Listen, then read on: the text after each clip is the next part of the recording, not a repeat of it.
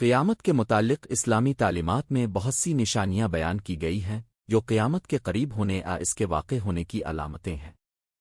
انہیں عام طور پر دو اقسام میں تقسیم کیا جاتا ہے۔ ایک، چھوٹی نشانیاں علامات صغر۔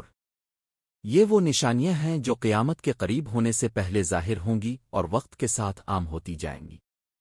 رسول اللہ کا آخری نبی ہونا، امانت میں خیانت کا بڑھ جانا، جھوٹ اور دھوکہ دہی کا عام ہو جانا، علم کا اٹھ جانا اور جہالت کا پھیل جانا، فحاشی اور بے حیائی کا بڑھنا، والدین کی نافرمانی اور ان کی بے عزتی، ذکو کو بوجھ سمجھنا، مساجد کی شان و شوکت پر فخر، شراب نوشی اور سود کا عام ہونا، نااہل لوگوں کا حکمران بننا، زمین دھنسنے، طوفانوں اور زلزلوں کا بڑھنا، جھوٹے نبیوں کا ظہور۔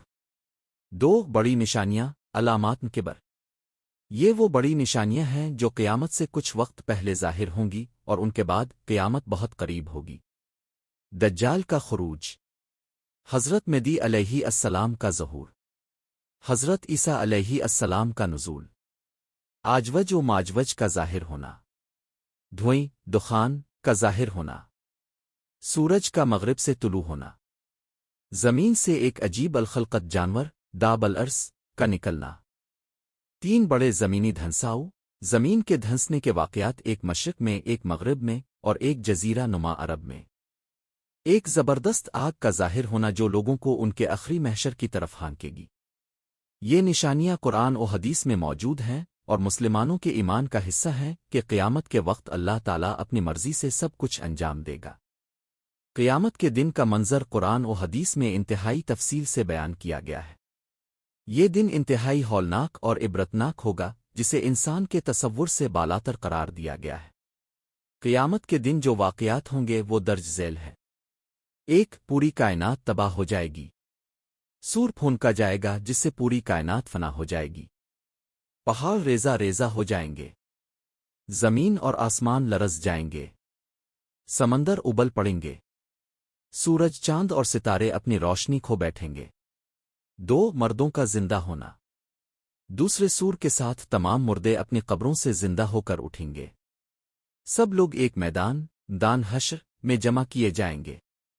انسان بے لباس اور خالی ہاتھ ہوں گے لیکن ہر کوئی اپنی فکر میں ہوگا۔ تین، اعمال کا حساب کتاب۔ سب سے پہلے اللہ تعالیٰ ہر شخص سے اس کی زندگی کے اعمال کا حساب لیں گے۔ اعمال نامے کھولے جائیں گے اور فرشتے گواہی دیں گے۔ ہر چھوٹے بڑے عمل کا حساب ہوگا چاہے وہ رائی کے دانے کے برابر ہی کیوں نہ ہو۔ چار، پل صراط کا مرحلہ۔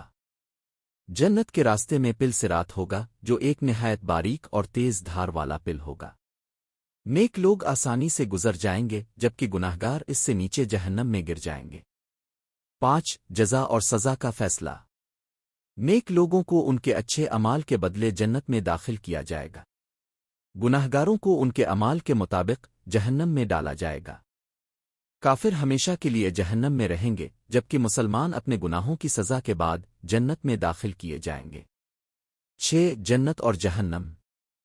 جنت ایک ایسی جگہ ہے جو راحت، خوشی اور انعامات سے بھری ہوگی۔ جہنم ایک خوفناک جگہ ہوگی جہاں آگ، بھوک، پیاس اور سخت عذاب ہوگا۔ 7، اللہ کا دیدار۔ اہل جنت کے لیے سب سے بڑی نعمت اللہ تعالیٰ کا دیدار ہوگا۔ یہ دن انسان کی نجات ہلاکت کا فیصلہ کرے گا اور یہ یاد دہانی ہے کہ دنیا کی زندگی عارضی ہے اور اصل زندگی آخرت کی ہے۔